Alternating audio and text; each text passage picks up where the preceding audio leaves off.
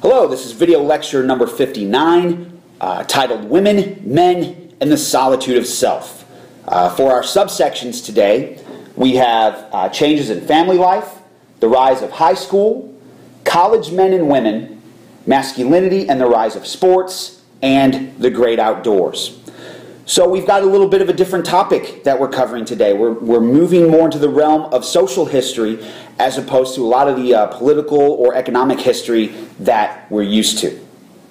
So, the Industrial Revolution left very little in American life unchanged.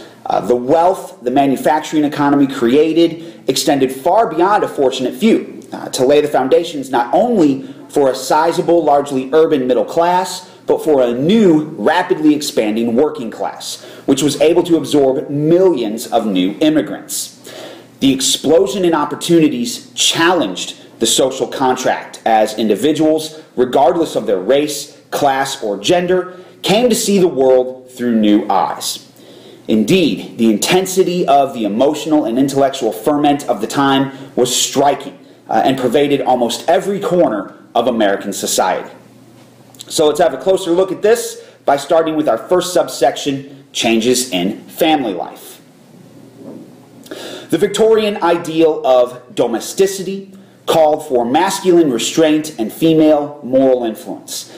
But industrialization was transforming domesticity as Americans confronted modern conditions of life.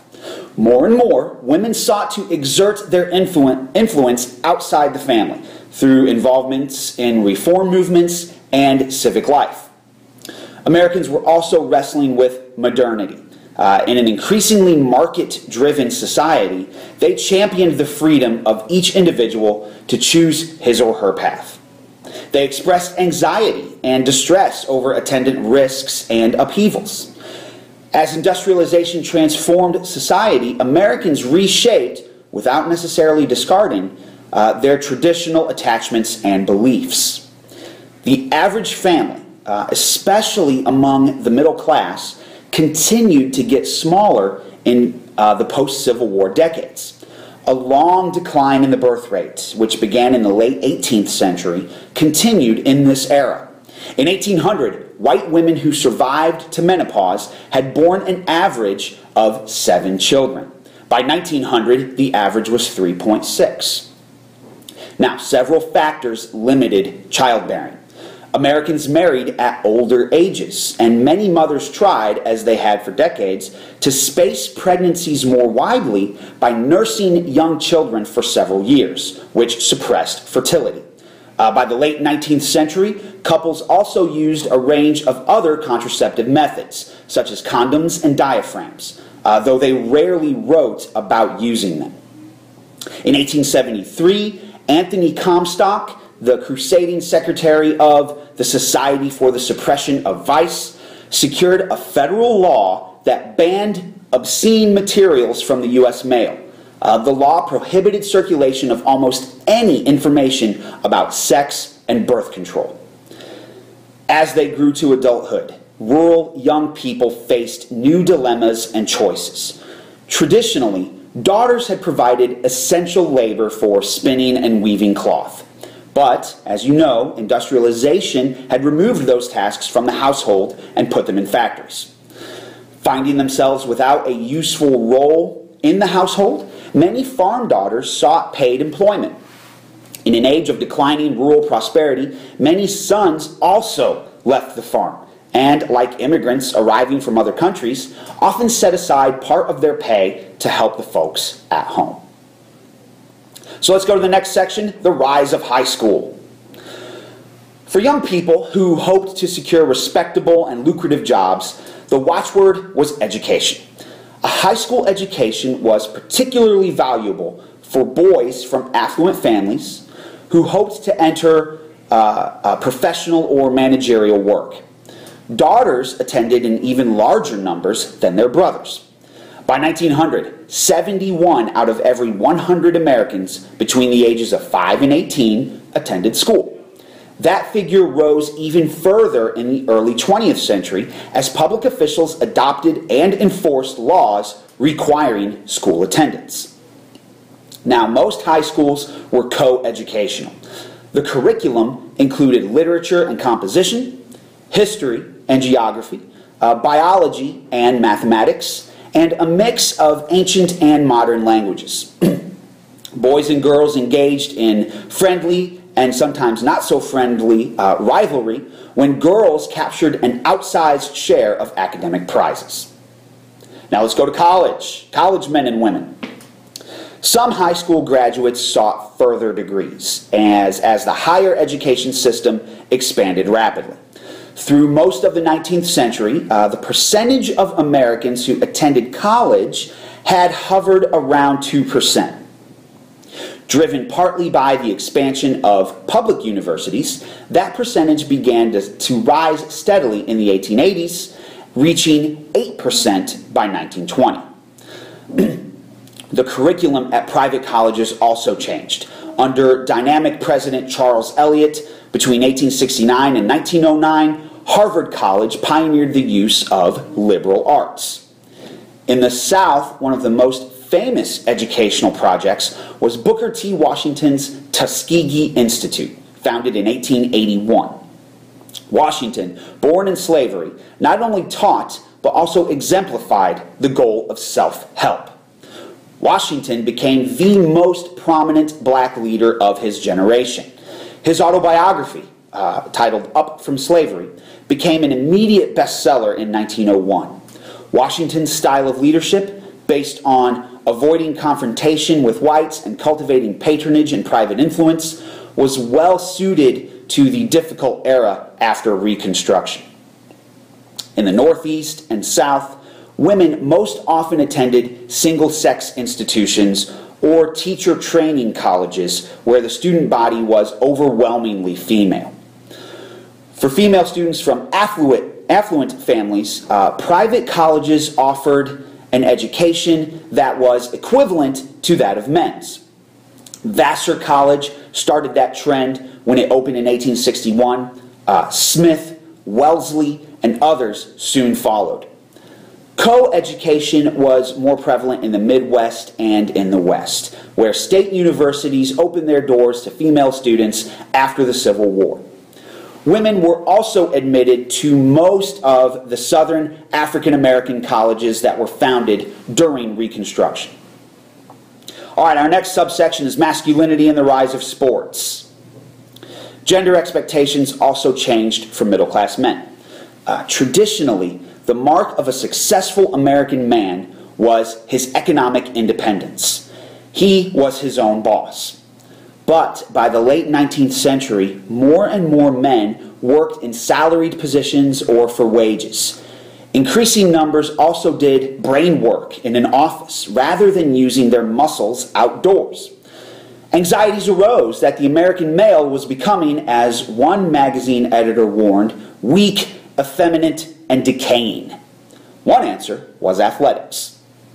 Before the Civil War, there were no distinctively American games except for Native American lacrosse. The most popular team sport was cricket. Over the next 6 decades, however, sports became a fundamental part of American manhood and a big business. One of the first promoters of physical fitness was the Young Men's Christian Association. Adapted from Britain and introduced to Boston in 1851, the YMCA combined vigorous activities for young men with an evangelizing appeal. In cities and towns across America, the YMCA built gymnasiums and athletic facilities for men and later women through the YWCA. In the post-Civil War years, though, no other sport in America was as successful as baseball. Earlier in the century, Americans had played various stick and ball games. The version called baseball was first played in New York around 1842. Rules continued to develop in the 1840s and 50s, and baseball's popularity spread in military camps during the Civil War. Now, big-time professional baseball arose after the war with the launch of the National League in 1876. American men not only rooted for professional baseball teams, but they also got out on the diamond to play. Until the 1870s, most amateur players were clerks and white-collar workers who had leisure and the income to pay for uniforms. Now, shut out of white leagues, black players and fans turned instead to segregated professional teams. These had emerged as early as Reconstruction, showcasing both athletic talent and race pride.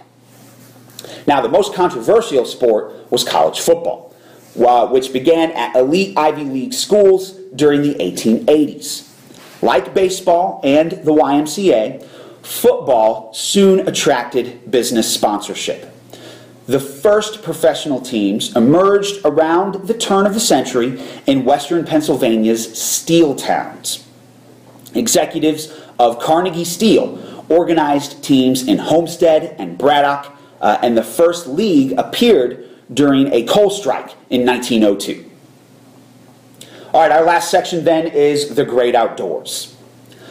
As the rise of sports suggests, Americans began to look back on Victorian life as stuffy and claustrophobic, and they revolted by heading outdoors. A craze for bicycling swept the country.